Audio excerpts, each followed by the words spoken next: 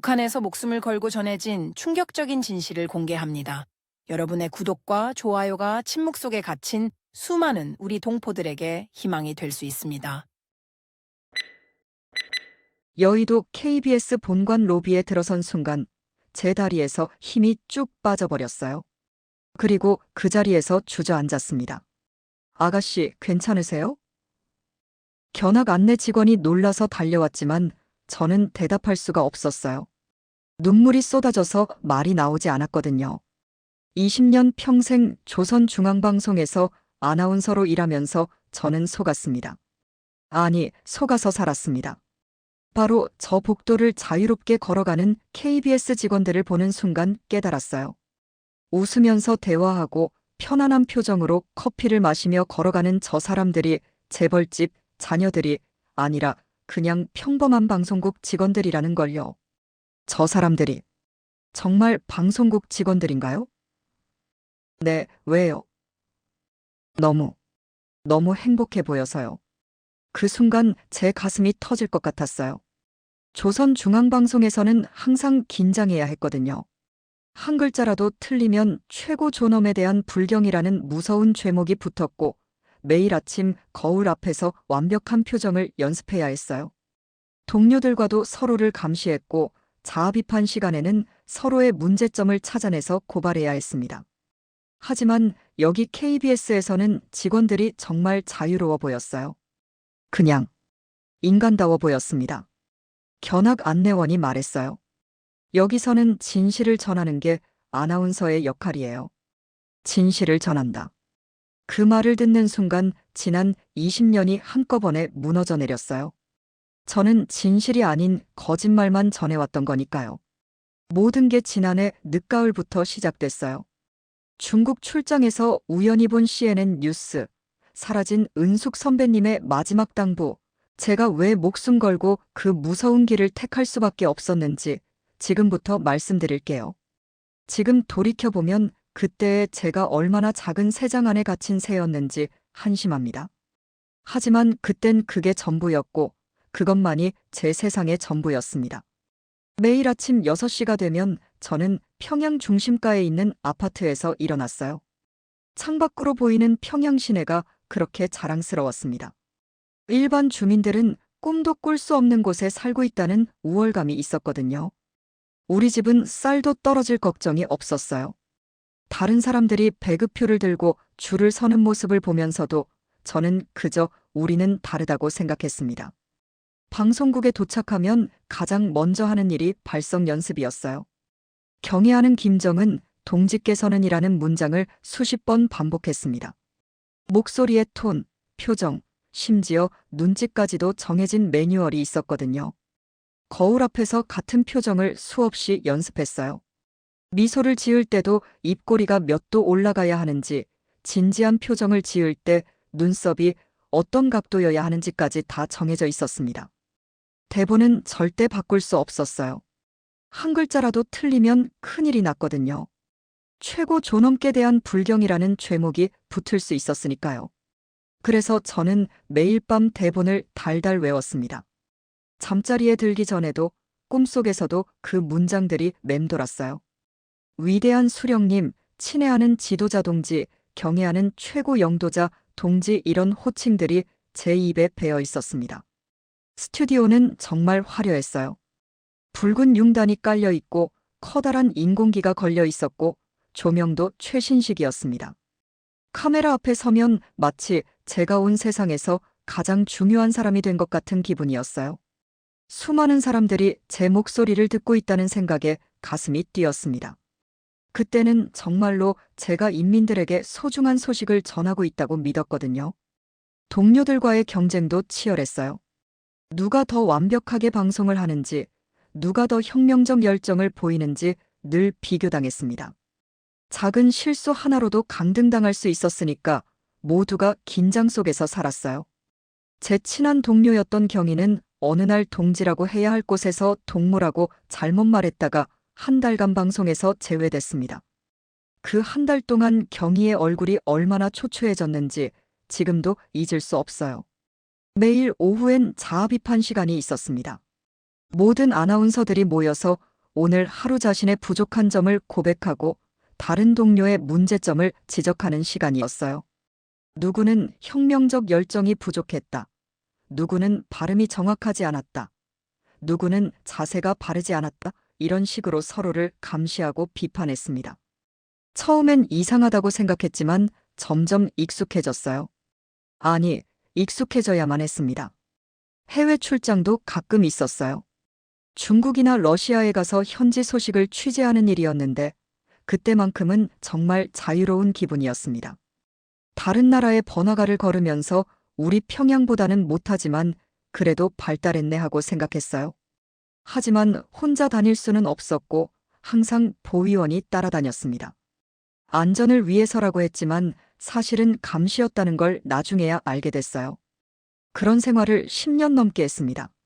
매일 같은 시간에 일어나고 같은 내용의 뉴스를 읽고 같은 문구로 방송을 끝냈어요. 오늘도 우리 인민은 위대한 지도자 동지의 영도 아래 더욱 힘차게 전진하고 있습니다. 이 멘트를 몇천 번도 더 했을 거예요. 가끔 이상한 생각이 들었습니다.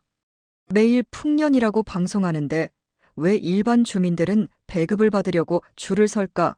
매일 인민들의 행복한 생활을 말하는데 왜 지방에서 올라온 사람들은 그렇게 야위어 보일까 하는 의문들이요. 하지만 그런 생각은 금방 머리에서 지워버렸어요. 그런 생각을 하면 안 된다고 배웠으니까요. 저녁에 집에 돌아와서도 긴장은 풀어지지 않았습니다. 이웃들도 모두 간부들이나 특권층이었는데 서로를 감시하는 분위기가 있었거든요. 누가 무슨 말을 했는지, 누가 어떤 행동을 했는지 다 주의 깊게 관찰했어요. 텔레비전을 보면서도 혹시 표정이나 반응이 잘못 보이지 않을까 걱정했습니다. 그래도 그땐 행복하다고 생각했어요. 아니, 행복해야 한다고 생각했습니다. 저는 특별한 사람이고 중요한 일을 하고 있고 인민들의 존경을 받는 아나운서라고 믿었으니까요. 거울에 비친 제 모습이 당당해 보였고 화면 속에 제가 빛나 보였어요. 하지만 마음 깊은 곳에선 뭔가 허전함이 있었습니다. 왜 항상 같은 이야기만 해야 할까? 왜 제 생각을 말할 수는 없을까 하는 의문이 작은 씨앗처럼 자라고 있었어요. 그때는 그게 무엇인지 몰랐지만 지금 생각해보면 그게 바로 진실에 대한 갈망이었던 것 같습니다. 매일 밤 잠자리에 들 때면 이상한 꿈을 꾸곤 했어요. 제가 다른 나라의 아나운서가 되어서 자유롭게 뉴스를 전하는 꿈이었습니다. 그 꿈 속에서 저는 정말 행복해 보였어요. 하지만 아침에 눈을 뜨면 현실로 돌아와야 했고 다시 그 무거운 대본을 들고 방송국으로 향해야 했습니다. 변화가 시작된 건 제가 지방 취재를 나가게 되면서부터였어요. 평양에서만 살던 저에게는 처음으로 일반 주민들의 진짜 생활을 볼 기회였습니다. 그때까지 저는 방송에서 말하는 인민들의 행복한 생활이 진짜라고 믿고 있었거든요. 함경북도의 한 협동농장을 취재하러 갔을 때였어요. 방송에서는 올해도 대풍년을 이룬 모범농장이라고 소개할 예정이었습니다. 도착하기 전에 농장 간부들과 미리 대본을 맞췄어요. 어떤 농민이 어떤 말을 할지, 어떤 장면을 찍을지 다 계획되어 있었습니다. 카메라가 돌아가는 동안 농민들은 환하게 웃었어요. 올해 강냉이가 정말 잘 됐습니다. 위대한 지도자 동지 덕분에 우리 생활이 날로 좋아집니다. 같은 말들을 했죠. 저는 그 모습을 보면서 역시 우리 인민들은 행복하구나 하고 생각했습니다. 그런데 촬영이 끝나고 장비를 정리하는 동안 우연히 본 광경이 충격적이었어요. 방금 전까지 웃고 있던 농민들의 얼굴이 순식간에 어두워졌습니다. 한 할머니는 고개를 떨구고 한숨을 쉬셨고 젊은 농부는 멍하니 하늘만 바라보고 있었어요. 마치 가면을 벗은 것 같았습니다. 더 충격적인 건 그 할머니가 손자에게 하신 말이었어요. 우리는 언제 또 쌀밥을 먹을 수 있을까? 작은 목소리였지만 제 귀에는 또렷하게 들렸습니다. 그 순간 가슴이 철렁 내려앉았어요. 뭔가 잘못되었다는 생각이 처음으로 들었거든요. 숙소로 돌아와서도 그 장면이 머리에서 떠나지 않았어요. 왜 카메라 앞과 뒤의 모습이 이렇게 다를까? 정말로 저분들이 행복한 걸까 하는 의문이 계속 들었습니다. 동행한 카메라 기사에게 조심스럽게 물어봤어요. 아저씨, 아까 농민들이 정말 행복해 보였죠? 카메라 기사는 잠깐 저를 쳐다보더니 고개를 돌렸어요. 우리는 그냥 시키는 대로 찍으면 되는 거야. 다른 생각은 하지 마라. 그 말투에서 뭔가 두려움 같은 게 느껴졌습니다. 평양으로 돌아온 후 집에서 부모님께 그 이야기를 했어요. 아버지는 제 말을 다 듣고 나서 한참 동안 침묵하시더니 조심스럽게 말씀하셨습니다. 딸아, 너는 똑똑한 아이니까 알아서 판단하겠지. 하지만 조심해야 한다. 세상에는 말해도 되는 것과 말하면 안 되는 것이 있단다. 그때는 아버지의 말씀을 이해하지 못했어요. 진실을 말하는 게 잘못된 일일 리 없다고 생각했거든요. 하지만 지금은 알아요. 아버지께서 얼마나 깊은 고뇌 속에서 살고 계셨는지를요. 아버지는 철도성에서 일하시는 간부셨는데 저보다 훨씬 오래 체제의 모순을 보고 사셨을 거예요. 하지만 가족을 지키기 위해서는 침묵할 수밖에 없었던 거죠. 특히 딸이 조선중앙방송 아나운서라면 더더욱 조심해야 했을 테고요. 아버지는 왜 말씀을 못하세요? 잘못된 게 있으면 고쳐야 하는 거 아닌가요? 제가 답답해서 물으니까 아버지는 더욱 심각한 표정이 되셨어요. 딸아, 아버지도 젊었을 때는 너처럼 생각했단다. 하지만 나이를 먹고 보니 개인이 바꿀 수 있는 것에는 한계가 있더구나. 가족을 지키는 것도 중요한 일이야. 그 말씀을 들으면서 아버지의 어깨가 얼마나 무거웠을지 처음으로 생각해봤어요. 진실을 알면서도 말할 수 없는 고통, 자식을 걱정하면서도 솔직하게 말할 수 없는 답답함을 얼마나 오래 참아오셨을까요? 어머니도 마찬가지였어요. 늘 밝게 웃으시면서 우리 딸이 아나운서라니 정말 자랑스럽다고 하셨지만 가끔 제가 방송하는 모습을 보실 때 복잡한 표정을 지으시는 걸 봤거든요. 어느 날 저녁 어머니와 단둘이 있을 때였어요. 어머니가 갑자기 제 손을 잡으시더니 말씀하셨습니다. 정희야, 엄마는 내가 너무 눈에 띄지 않았으면 좋겠다. 평범하게 살면 안 될까? 엄마, 왜 그런 말씀을 하세요? 저는 아나운서로서 인민들에게 도움이 되고 있어요. 그래, 엄마도 그렇게 생각하고 싶다. 하지만 어머니는 말을 끝내지 못하셨어요.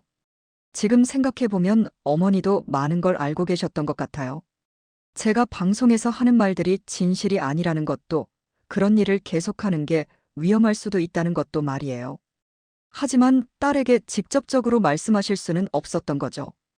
혹시라도 제가 실수할까봐, 혹시라도 가족에게 해가 될까봐 걱정하셨던 거예요. 형도 비슷했어요. 당 간부로 일하면서 더 많은 내막을 알고 있었을 텐데 제게는 항상 조심하라는 말만 했습니다. 가족끼리 모여 있을 때도 정치적인 이야기는 거의 하지 않았어요. 혹시라도 누가 들을까봐, 혹시라도 문제가 될까봐 항상 조심스러워했습니다. 그런 가족들의 모습을 보면서 점점 이상하다는 생각이 들었어요. 왜 가족끼리도 진솔한 대화를 할 수 없을까? 왜 항상 조심스럽게 말해야 할까 하는 의문이 커졌습니다. 어느 날은 동생이 학교에서 있었던 일을 이야기하다가 갑자기 입을 다물었어요. 친구가 김정은 동지 사진이 너무 많이 걸려 있다고 투덜댔다는 이야기를 하다가 말이에요. 아버지가 심각한 표정으로 동생을 쳐다보자 동생은 얼른 농담이었다고 둘러댔습니다. 그 순간 우리 집 분위기가 얼마나 무거워졌는지 모르겠어요. 가족끼리도 서로를 의심하고 조심해야 하는 현실이 너무 슬펐습니다.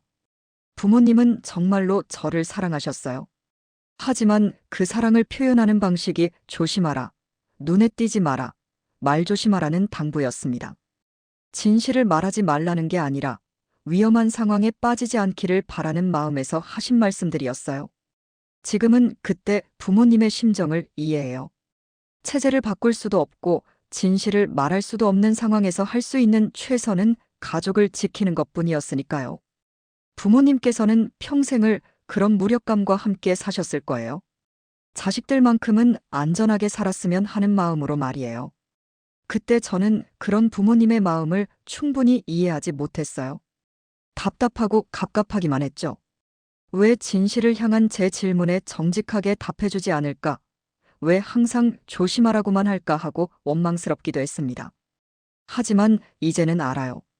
부모님이 얼마나 깊은 사랑으로 저를 보호하려고 하셨는지를.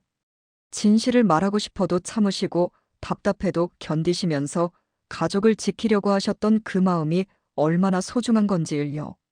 진짜 변화가 시작된 건 중국 평양에서 열린 경제 포럼을 취재하러 갔을 때였어요. 베이징의 한 호텔에서 며칠 머물면서 북중 경제 협력에 대한 뉴스를 만드는 일이었습니다. 늘 그랬듯이 보위원이 함께 따라왔지만 호텔방에서는 혼자 있을 수 있었어요. 첫날 밤 피곤해서 일찍 잠자리에 들려고 했는데 텔레비전 리모컨을 잘못 눌렀나 봐요. 갑자기 CNN 뉴스가 나왔습니다. 깜짝 놀라서 얼른 채널을 바꾸려고 했는데 그때 나오는 뉴스 내용이 너무 충격적이었어요. 바로 우리나라 이야기였거든요. 북한의 경제 상황과 주민들의 생활에 대한 리포트였는데 제가 방송에서 말해왔던 내용과는 완전히 달랐습니다. 심각한 식량난, 열악한 인권 상황, 주민들의 고립된 생활 같은 표현들이 나왔어요. 처음에는 이런 거짓말을 이라고 생각했어요. 분명히 서방 언론의 악의적인 왜곡 보도일 거라고 믿었습니다. 하지만 화면에 나오는 북한 주민들의 모습이 너무나 생생했어요. 제가 지방 취재에서 카메라가 꺼진 후에 봤던 그 표정들과 똑같았거든요. 그 순간 머리가 띵해졌어요. 혹시 우리가 진실을 말하지 않고 있는 건 아닐까? 정말로 주민들이 어려운 생활을 하고 있는 건 아닐까 하는 의문이 폭풍처럼 밀려왔습니다. 밤새 잠을 이룰 수 없었어요. 다음 날 취재를 하면서도 계속 그 생각이 머릿속을 맴돌았습니다. 제가 10년 넘게 해온 방송이 혹시 거짓말이었을까요? 인민들에게 진실이 아닌 것을 전해왔던 걸까요? 평양으로 돌아온 후 며칠 동안 정말 혼란스러웠어요. 방송을 하면서도 자꾸 의심이 들었습니다. 오늘도 우리 인민들은 더욱 풍요로운 생활을 하고 있습니다라는 멘트를 하면서도 정말 그럴까? 하는 생각이 계속 들었어요. 그런 제 모습을 눈치챈 분이 계셨어요. 김은숙 선배님이었습니다. 저보다 15년 먼저 아나운서가 되신 분으로 제가 방송국에 처음 들어왔을 때부터 많이 도와주신 분이었어요. 어머니 같기도 하고 언니 같기도 한 정말 존경하는 선배셨습니다. 어느 날 퇴근 후 은숙 선배님이 저를 조용히 부르셨어요. 정희야, 요즘 좀 이상하구나. 무슨 일 있니? 아니에요, 선배님. 그냥 좀 피곤해서. 거짓말하지 마라. 선배가 보기에 넌 뭔가 고민이 있는 것 같다. 선배님의 따뜻한 눈빛에 저도 모르게 눈물이 났어요. 그동안 혼자서만 간직해온 의문들을 털어놓고 싶었거든요. 선배님, 우리가 하는 방송이 정말 맞는 건가요? 인민들이 정말 행복한 건가요? 선배님은 제 말을 듣고 한참 동안 말이 없으셨어요. 그리고는 주변을 살펴본 후 아주 작은 목소리로 말씀하셨습니다. 정희야, 우리 집에 가서 이야기하자. 선배님 댁은 저희 집과 같은 아파트 단지에 있었어요. 집에 도착해서도 선배님은 한동안 말씀을 안 하시더니 창문을 모두 닫고 라디오 볼륨을 키우신 후에야 입을 여셨습니다. 정희야, 나도 처음엔 너처럼 생각했어. 무슨 말씀이세요? 우리가 하는 방송 말이야. 처음엔 나도 정말로 인민들을 위한 일이라고 믿었지. 하지만 시간이 지나면서 알게 됐어. 우리는 진실을 말하는 게 아니라 듣기 좋은 말만 하고 있다는 걸. 그 말씀을 듣는 순간 온몸에 전율이 흘렀어요. 존경하는 선배님께서 제 의심을 확인해 주신 거였거든요. 그럼 우리는 지금까지 뭘 한 건가요? 우리는 그냥 시키는 대로 한 거야.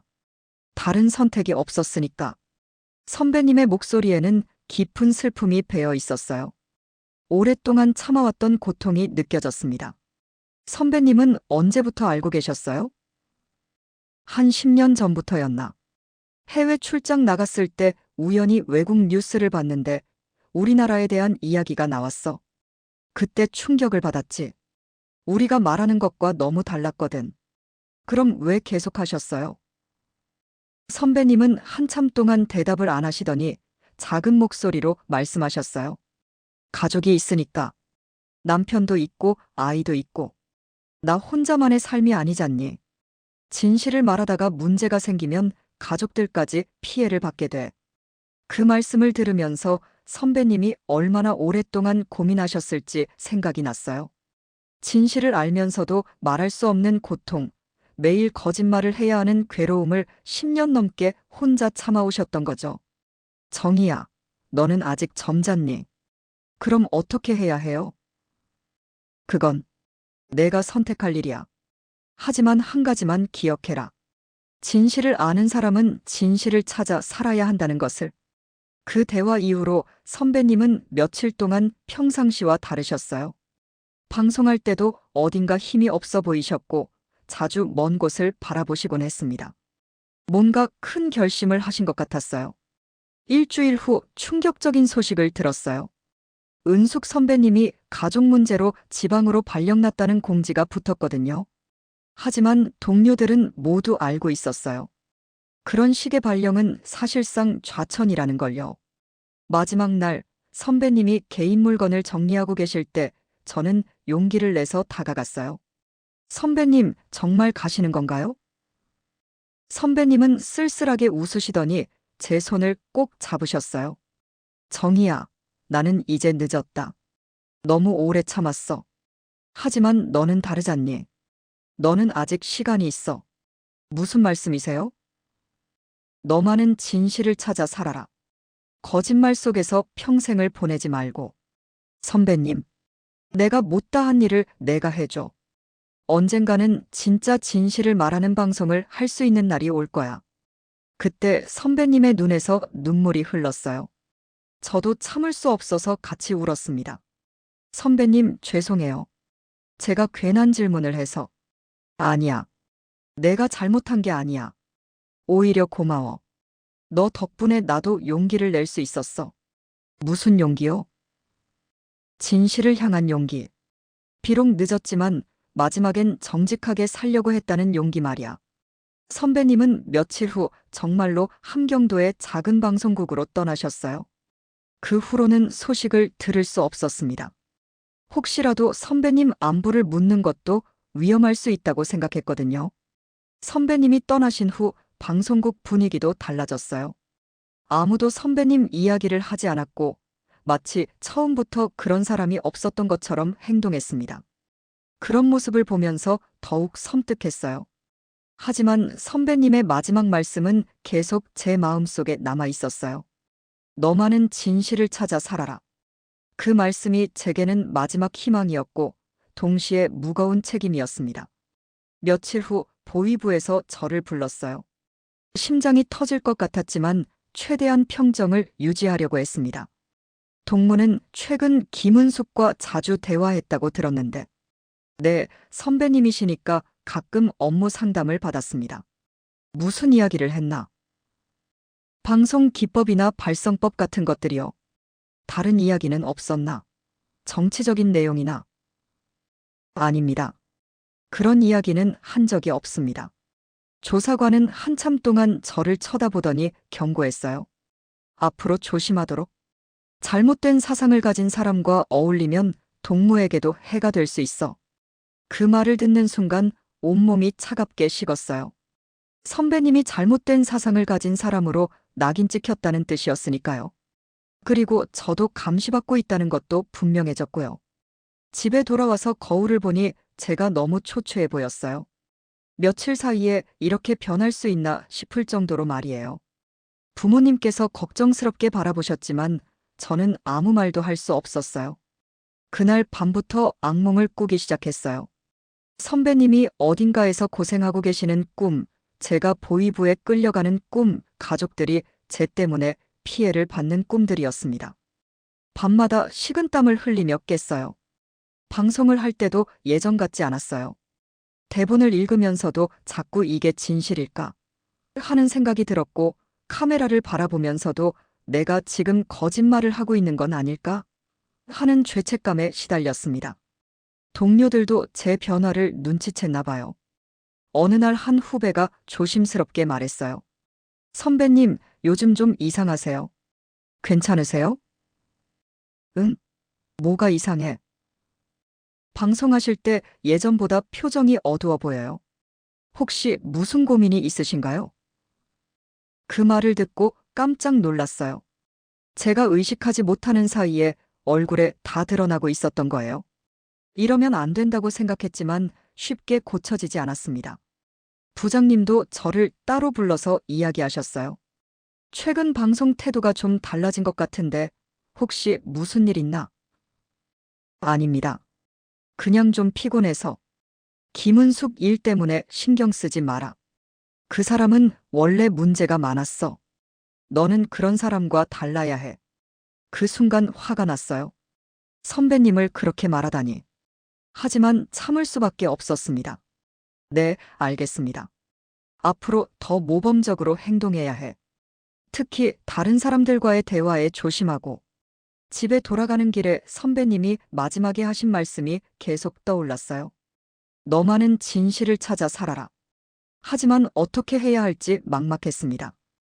이곳에서는 진실을 찾는 것조차 죄가 되는 것 같았거든요. 그날 밤 창밖을 바라보면서 생각했어요. 언제까지 이렇게 살아야 할까? 언제까지 거짓말을 해야 할까? 언제까지 진실을 숨기고 살아야 할까? 선배님처럼 희생당하지 않고서는 정직하게 살 수 없는 걸까? 하지만 한 가지는 분명했어요. 이제 더 이상 예전의 제가 아니라는 것. 진실을 알아버린 이상 아무것도 모르던 때로 돌아갈 수는 없다는 것.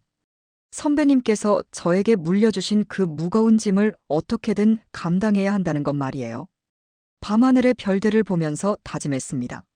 선배님의 뜻을 헛되게 하지 않겠다고, 언젠가는 정말로 진실을 말할 수 있는 날이 오도록 용기를 잃지 않겠다고 말이에요. 선배님이 떠나신 후 몇 달이 지나면서 저는 점점 더 절망적이 되어 갔어요.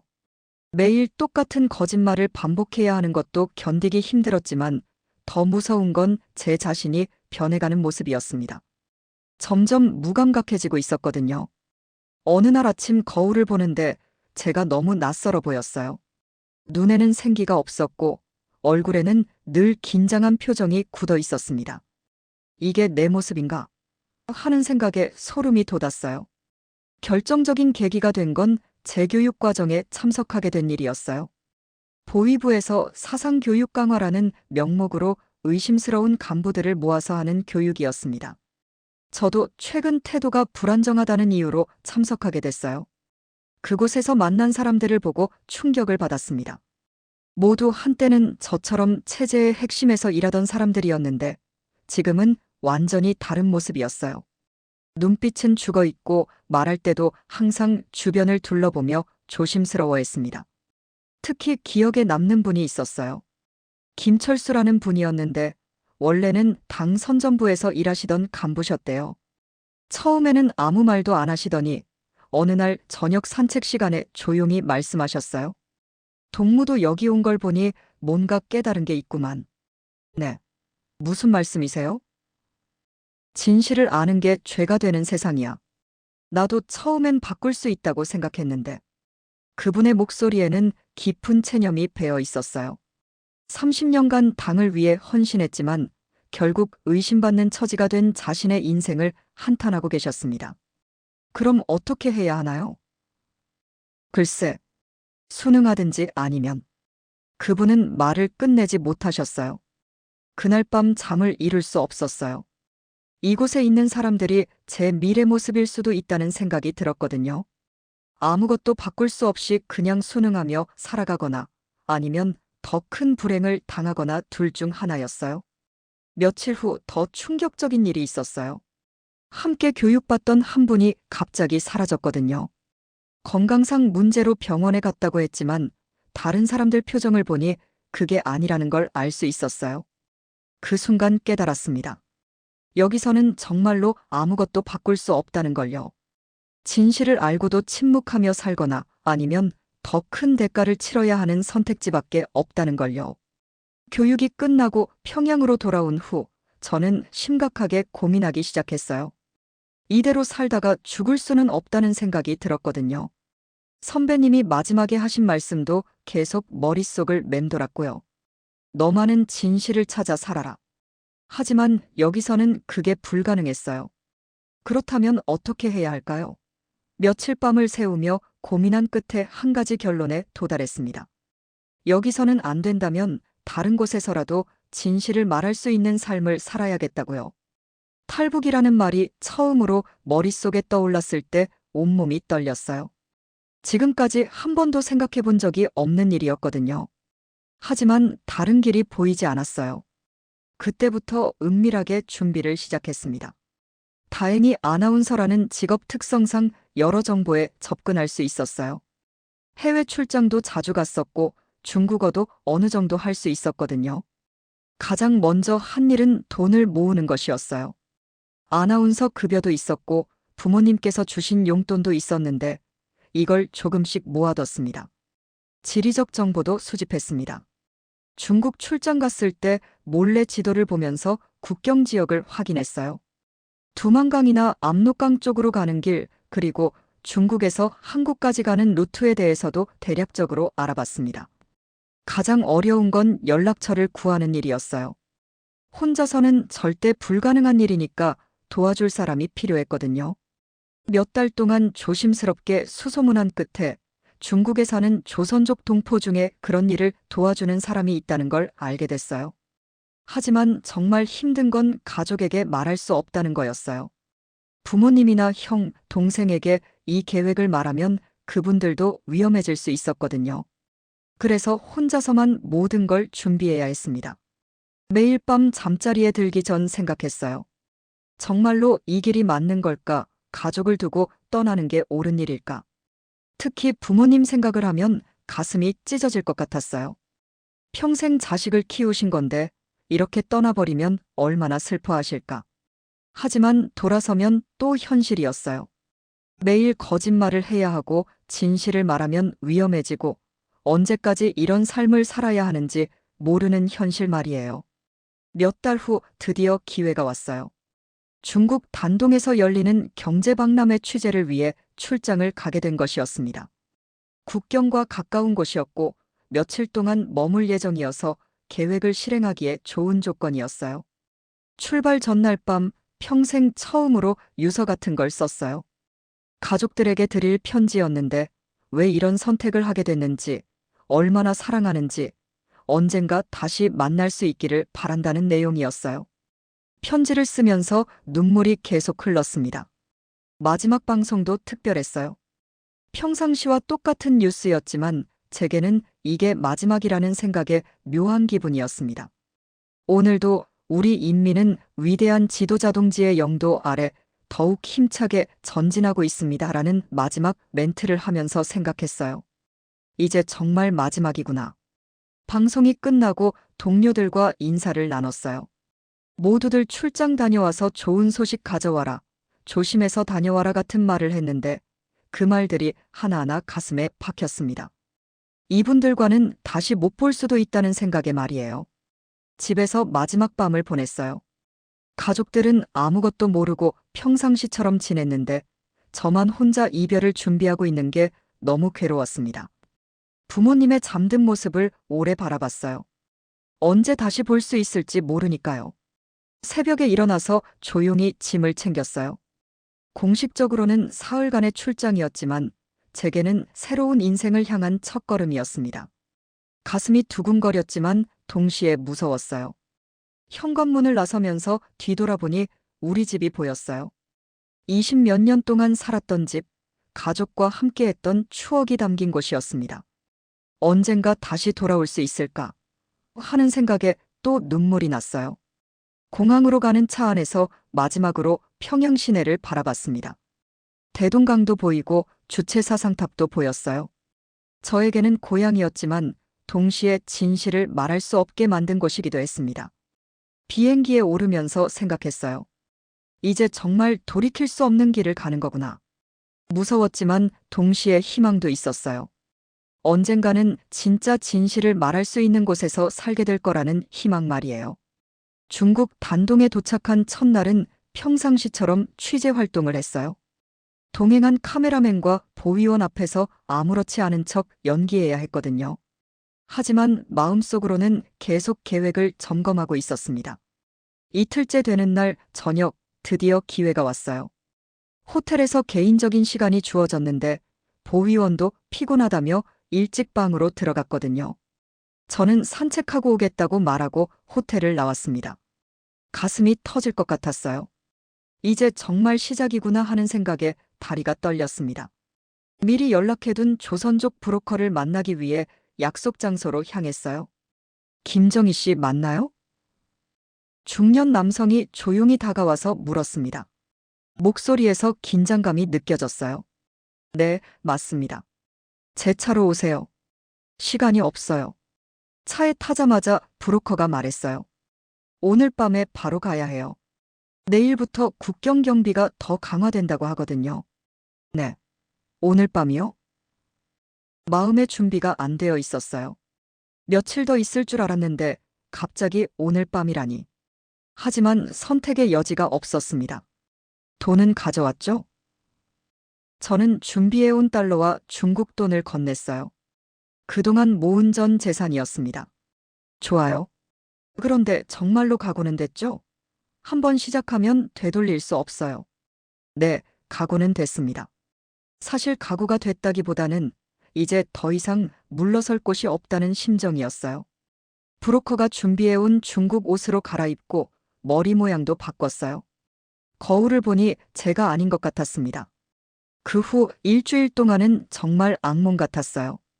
계속 숨어서 이동해야 했고 언제 잡힐지 모른다는 두려움에 시달렸습니다. 밤에는 잠도 제대로 못 잤어요. 조선족 분들의 집에서 하루씩 머물렀는데 어떤 분들은 도와주셨지만 어떤 분들은 냉담했어요. 왜 이런 위험한 일을 하냐고 핀잔을 주시는 분도 계셨고요. 가장 힘들었던 건 가족 생각이었어요. 지금쯤 제가 사라진 걸 알았을 텐데 얼마나 놀라고 걱정하실까 하는 생각에 가슴이 터질 것 같았습니다. 후회되세요? 어느 날 저를 숨겨주던 조선족 할머니가 물으셨어요. 아니에요. 후회 안 해요. 사실은 매일 후회했어요. 하지만 이제 와서 후회해봤자 소용없었거든요. 그럼 됐어요. 이미 선택한 길이니까 끝까지 가세요. 할머니의 격려가 큰 힘이 됐어요. 낯선 땅에서 혼자 견뎌내야 하는 저에게는 그런 따뜻한 말 한마디가 정말 소중했습니다. 베이징에 도착해서는 또 다른 브로커를 만났어요. 이번에는 한국까지 가는 루트를 담당하는 사람이었습니다. 여기서부터 한국까지는 더 복잡해요. 여러 나라를 거쳐가야 하거든요.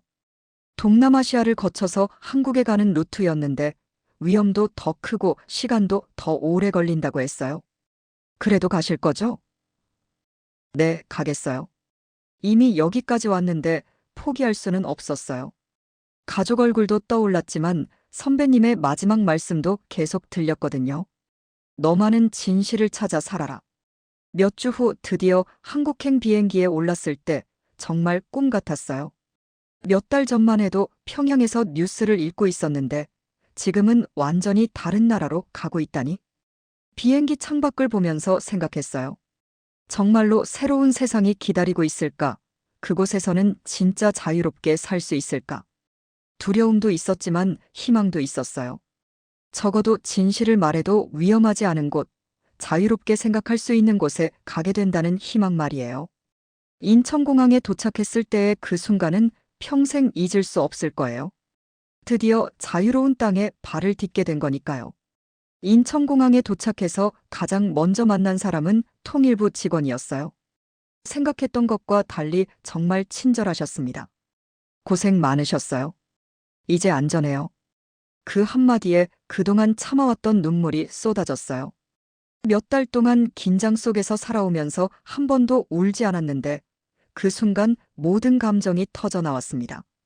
하나원에 들어간 첫날, 다른 탈북자들을 만났어요. 저처럼 최근에 온 사람들부터 몇 년 전에 온 사람들까지 다양했는데 모두 각자의 사연을 가지고 있었습니다. 언니는 방송 일하셨다며? 대단하네요. 같은 방을 쓰게 된 영이라는 친구가 말했어요. 함경도에서 온 20살 여자아이였는데 혼자서 탈북한 용감한 아이였습니다. 별로 대단하지 않아. 그냥 시키는 대로만 했어. 그래도 텔레비전에 나왔잖아요. 저는 한 번도 못 봤지만 영희의 순수한 눈빛을 보면서 마음이 아팠어요. 이 아이는 아직 어린데 혼자서 얼마나 힘들었을까 하는 생각이 들었거든요. 하나원에서 가장 감동받은 건 선생님들이었어요. 특히 국어를 가르쳐 주신 이 선생님은 정말 특별하셨습니다. 여러분, 북한 말투를 고칠 필요 없어요. 그게 여러분의 고향 말씨인데 왜 고쳐요? 처음 그 말을 들었을 때 깜짝 놀랐어요.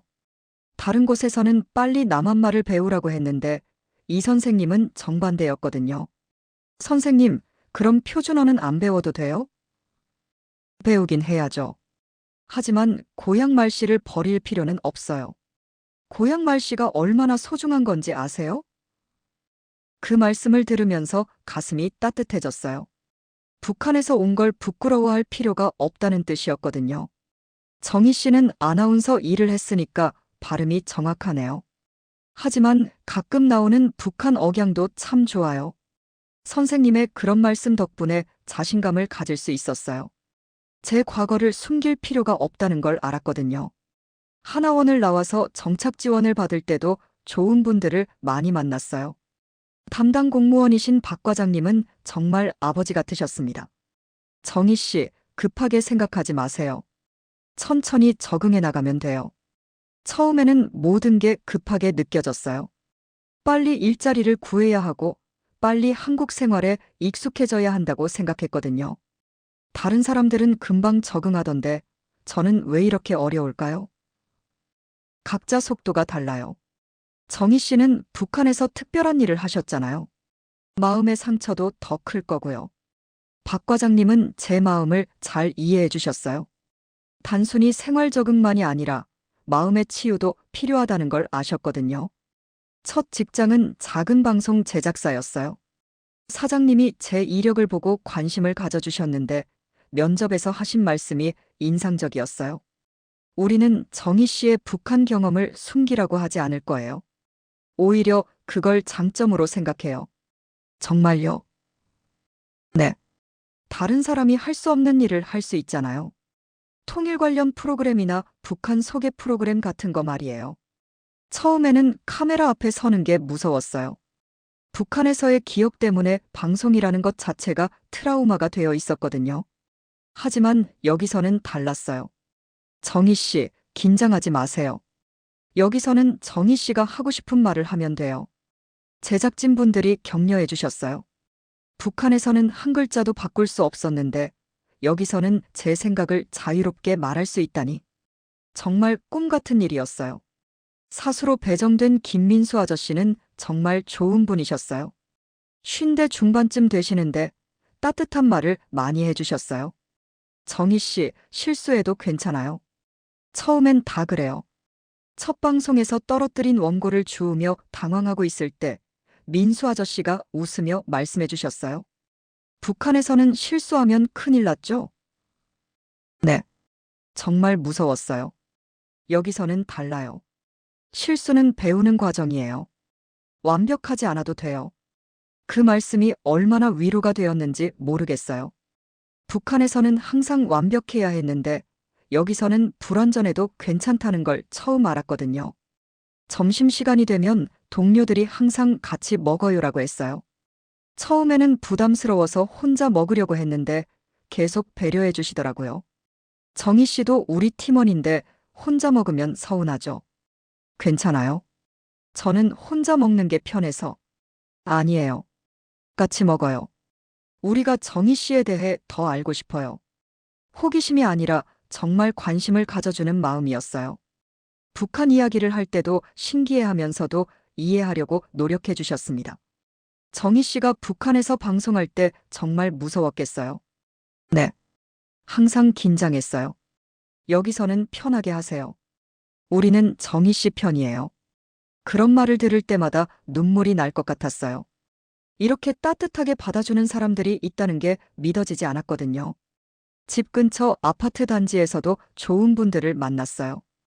어느 날 복도에서 처음 마주친 박 할머니가 먼저 말씀을 걸어주셨어요. 아가야, 새로 이사 온 아가씨지? 어디서 왔니? 네, 북한에서 왔어요. 아이고, 고생 많이 했구나. 멀리서 왔네. 할머니는 전혀 놀라지도 않으시고 마치 옆 동네에서 온 것처럼 자연스럽게 대해주셨어요. 며칠 후 할머니가 김치를 담그셨는데 한 통을 들고 오셨어요. 아가야, 김치 좀 가져가라. 혼자 사니까 챙겨 먹기 힘들지? 할머니, 괜찮아요? 사서 먹을 수 있어요. 아니야, 할머니가 담근 김치가 더 맛있어. 그리고 고향 떠나서 혼자 사는 거 할머니가 다 알아. 할머니도 젊었을 때 고향을 떠나서 서울에 정착하셨다고 하더라고요.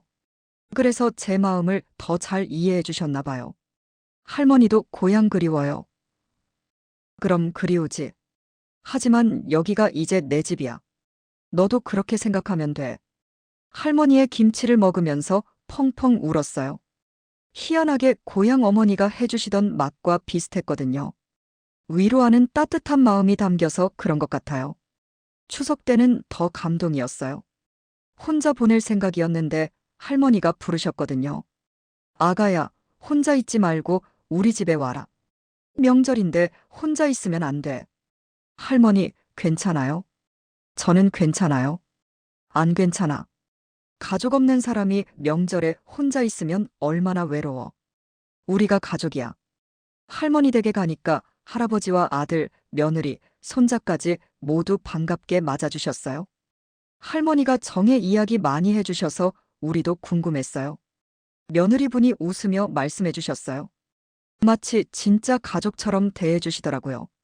정희야, 여기가 내 집이야. 언제든지 와. 할머니가 제 머리를 쓰다듬으시며 말씀하실 때 가슴이 뭉클했어요. 낯선 땅에서 이런 따뜻한 사랑을 받을 수 있다니. 할머니, 감사해요. 정말 감사해요. 뭘 감사해? 우리는 한민족이잖니. 서로 도와가며 사는 거지. 그날 밤 집에 돌아와서 북한에 계신 부모님 생각이 많이 났어요. 그리운 마음도 있었지만 이렇게 좋은 분들을 만날 수 있어서 감사한 마음도 있었어요. 직장에서도 점점 적응해 갔어요. 처음에는 자유로운 분위기가 어색했는데 시간이 지나니까 정말 좋았거든요. 정희 씨, 오늘 기분 좋아 보이네요. 네, 요즘 정말 행복해요. 다행이에요. 처음에는 많이 힘들어 하시는 것 같았는데 동료들도 제 변화를 알아봐 주셨어요. 처음에는 항상 긴장하고 있었는데 이제는 자연스럽게 웃을 수 있게 됐거든요. 어느 날 회식 자리에서 한 선배가 말했어요. 정희 씨 보면서 우리가 얼마나 자유로운 환경에서 사는지 새삼 깨달았어요. 선배님들이 너무 좋은 분들이라서 제가 행복한 거예요.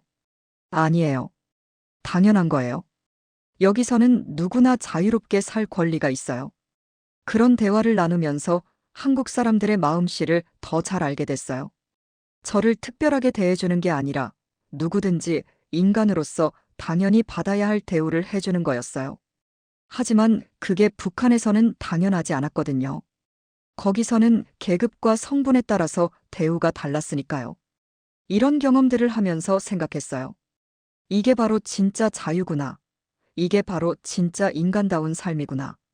북한에서는 항상 조심해야 했고 눈치를 봐야 했고 감시받는다는 느낌이 있었어요. 하지만 여기서는 그냥 평범한 사람으로 살 수 있었습니다. 물론 힘든 일도 있었어요. 가끔 북한에 대한 편견을 가진 사람들도 만났고 제가 탈북자라는 걸 알고 이상하게 바라보는 사람들도 있었거든요. 하지만 대부분의 사람들은 정말 따뜻했어요. 제가 어디서 왔든 상관없이 지금 여기서 함께 살아가는 이웃으로 대해주셨습니다. 그런 사람들 덕분에 저도 점점 마음을 열게 됐어요. 처음에는 제 과거를 숨기고 싶었는데 이제는 당당하게 말할 수 있게 됐거든요. 저는 북한에서 아나운서를 했던 정이라고 합니다. 이렇게 자기소개를 할 때 더 이상 부끄럽거나 무서워하지 않게 됐어요. 오히려 제 경험이 도움이 될 수 있다는 걸 알았거든요. 하나원에서 만난 영희와도 계속 연락하고 지냈어요. 그 아이도 제과점에서 일하면서 열심히 살고 있었어요. 언니, 우리 정말 잘 온 것 같아요. 맞아. 여기 사람들 정말 좋아. 처음에는 무서웠는데 이제는 여기가 진짜 집 같아요. 영희의 밝은 목소리를 들으면서 저도 기뻤어요. 우리가 올바른 선택을 했다는 확신이 들었거든요. 한국에 온 지 1년 정도 됐을 때 회사에서 특별한 기회를 주셨어요. KBS 견학 프로그램에 참가할 수 있게 해주신 거였습니다. 정희 씨, KBS 가보고 싶지 않아요? 탈북자 대상 견학 프로그램이 있는데. 민수 아저씨가 신나서 말씀하셨어요. KBS요? 정말요? 네. 남북 통일 프로그램 제작진에서 탈북자들이 한국 방송을 이해할 수 있도록 만든 프로그램 견학이에요. 가슴이 두근거렸어요. KBS는 한국 방송의 상징 같은 곳이잖아요. 조선중앙방송에서 일했던 제게는 정말 의미 있는 방문이 될 것 같았습니다. 여의도 KBS 본관 앞에 섰을 때의 그 느낌은 지금도 잊을 수 없어요. 건물이 너무 크고 웅장해서 한참 동안 올려다봤습니다. 와, 정말 크네요. 함께 온 다른 탈북자분들도 모두 놀라워했어요. 평양의 조선중앙방송과는 규모부터가 완전히 달랐거든요. 여러분, 안으로 들어가 볼까요? 안내해 주시는 직원분이 웃으며 말씀하셨어요. 로비에 들어서니까 더욱 압도됐습니다. 천장이 높고 곳곳에 모니터들이 설치되어 있고 사람들이 분주하게 오가고 있었어요. 이곳이 KBS 메인 로비입니다. 여기서 모든 뉴스와 프로그램이 시작된다고 보시면 돼요. 조선중앙방송에서는 외부인의 출입이 엄격하게 통제됐는데 여기서는 견학 프로그램까지 있다니 그 자체만으로도 충격이었어요. 뉴스룸을 보여주셨을 때 정말 깜짝 놀랐어요. 수십 대의 컴퓨터와 모니터들, 그리고 자유롭게 움직이며 일하는 기자들의 모습이 너무 인상적이었습니다. 여기서 매일 뉴스를 만들어요. 기자들이 24시간 교대로 일하면서 최신 뉴스를 전달하죠. 기자들이 자유롭게 취재할 수 있나요? 제가 조심스럽게 물어봤어요. 물론이죠. 언론의 자유가 보장되어 있으니까요. 물론 사실 확인은 철저히 하지만 검열은 없어요. 그 말을 들은 순간 가슴이 벅차올랐어요. 검열 없는 언론이라니. 북한에서는 상상도 할 수 없는 일이었거든요. 스튜디오를 둘러볼 때는 더욱 감동적이었어요. 조선중앙방송의 스튜디오와 비교할 수 없을 정도로 현대적이고 규모가 컸습니다. 여기서 아나운서들이 뉴스를 진행해요. 한번 앉아보실래요? 저희가요. 네, 체험해보세요. 아나운서 자리에 앉아보라고 하시는데 처음에는 망설여졌어요. 북한에서의 기억 때문에 방송 장비만 봐도 긴장됐거든요. 하지만 용기를 내서 앉아봤습니다. 카메라를 보니까 예전 기억이 떠올랐지만 동시에 새로운 감정도 들었어요. 어떠세요? 기분이? 신기해요. 여기서는 정말 자유롭게 방송할 수 있는군요. 그럼요. 여기서는 진실을 전하는 게 아나운서의 역할이에요. 진실을 전한다.